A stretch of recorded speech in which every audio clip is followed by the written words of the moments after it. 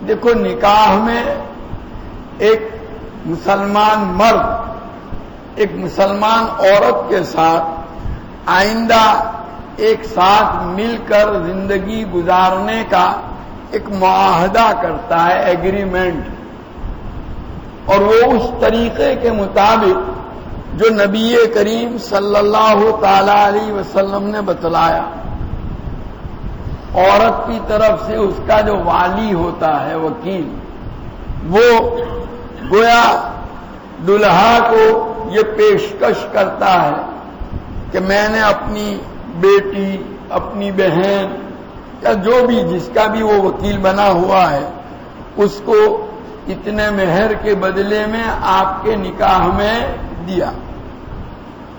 اس کو شریعت کی بھاشا میں اور شریعت کی اصطلاح میں ایجاب کہتے ہیں، ایجاب۔ یہ جو ایگریمنٹ کا پہلا واقعہ ہے، پہلا جملہ، وہ ایجاب کہلایا۔ اس کے جواب میں دلہا کی طرف سے یوں کہا جاتا ہے کہ میں نے اس کو اپنے نکاح میں قبول کیا۔ اس دوسرے جواب کو شریعت کی بھاشا میں قبول کہتے ہیں۔ بس یہ دو جملے ہیں نا، اسی کا نام نکاح۔ یہ سب باراتیں نے، یہ شادی ہال نے اور دعوتیں نے، یہ نے سب، یہ تو سب ہم نے لگا دیا اندر۔ شریعت نے جو طریقہ بتلایا اس میں نکاح میں یہ دو چیزیں ہوئی۔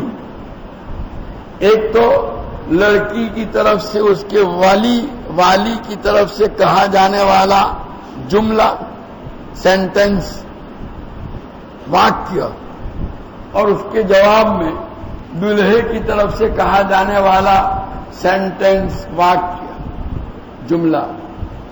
بیچ میں تذکرہ آتا ہے مہر کا۔ مہر بھی طے کرنا، نکی کرنا ضروری ہے۔